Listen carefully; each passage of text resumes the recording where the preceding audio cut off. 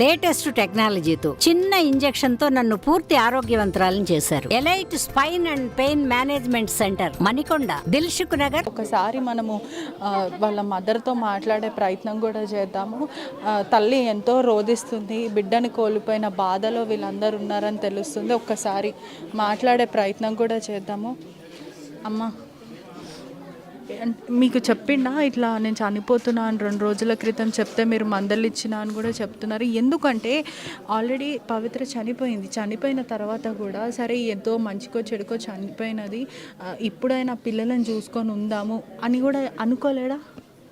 ఏమనుకోలేడో ఏమనుకున్నాడో అమ్మ. యాక్సిడెంట్ అయినాక వచ్చినాక ఒక రోజు ఇంట్లో ఉన్నాడు, మళ్ళీ తెల్లారి దోస్త్ ఇంటికి పోయిండు. దోస్త్ ఇంట్లో నైట్ వన్నాడు, తాగి పండుకున్నాక లేచి తెల్లారితే ఇంటర్వ్యూ పోయిండు. వాళ్ళకి ఏదో ఎల్ఐసి చేస్తా అని, అయితే వస్తాడేమో కదా అని మేము అనుకున్నాం. కానీ వాళ్ళ చెల్లె ఫోన్ చేస్తే ఇంటర్వ్యూ అయినాక వస్తా అని చెప్పిండు. మాకు అంతవరకే తెలుసమ్మా, మాకు అంతవరకే తెలుసు. వీడికించి 2 పంపిస్తే డోరు పెట్టుకుండు, సూసైడ్ చేసుకుండు అన్న సంగతి తెలిసింది మాకు.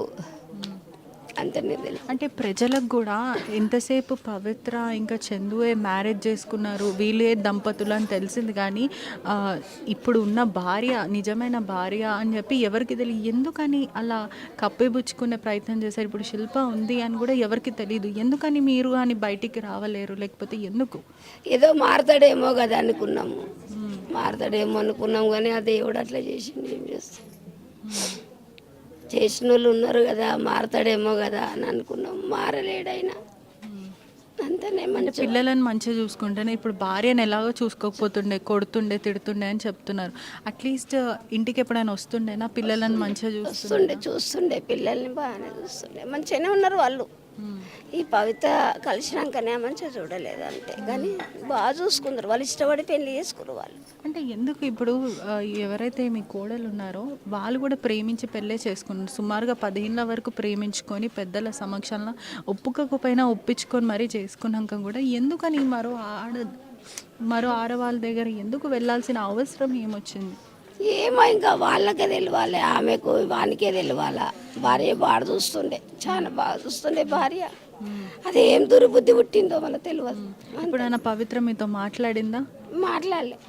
మీరు ఎప్పుడైనా వాళ్ళ ఇంటికి వెళ్ళి మందలించడం కానీ ఫోన్ చేయడం కానీ ఎప్పుడు? నేను ఎప్పుడు మాట్లాడలే, పోలేను కూడా. వాళ్ళ భార్య మాట్లాడింది ఎప్పుడైనా? వాళ్ళ కుటుంబ సభ్యులతో మందలించడం తెలియదు. వాళ్ళు సపరేట్ ఉంటారు, నేను సపరేట్ ఉంటా కదా, తెలియదు. నాకేం చెప్పకపోతున్నా. నాకు 2 కొడుకులు సపరేటే ఉంటారు, నేను సపరేటే ఉంటాను అంతే. ఎంతో దుఃఖాన్ని మీరు చాలా దిగమింగుకుంటున్నారు అని కూడా తెలుస్తుంది. ఎంత నచ్చ చెప్పారు కూడా మీరు, చెప్పినప్పటికీ కూడా ఇంత చేసుకోవడం చాలా దురదృష్టం అని కూడా తెలుస్తుంది. సూసైడ్ చేసుకోను కూడా అన్నాడు. 4 ముంగట కూడా అడిగిపించింది భార్య. నేనేం సూసైడ్ చేసుకోను, నేను పిరికి వాడిని కాను అని చెప్పిండు అంతే. ఆ మాట చెప్పిండు కానీ మేము నమ్మలేము. కానీ అట్లా చేసుకుంటాడని అనుకోలేదు మేము అసలు. ధైర్యంగా అల్లోడు కానీ అట్లా ఎట్లా అయిపోయిందో తెలుస్తలేదు. అంటే మారతాడు, ఇంకా చనిపోయింది కదా, కుటుంబాన్ని చూసుకొని బ్రతుకుంటాడేమో అనుకున్నాము. భార్య పిల్లలు మంచిగా ఉంటారు, ఇప్పుడు కాకుండా 4 రోజులు కారా అని అనుకున్నాం. కానీ ఇంత పని చేశాడని అనుకోలేదు.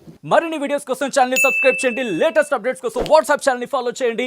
అండ్ లింక్ డిస్క్రిప్షన్ లో ఉంది.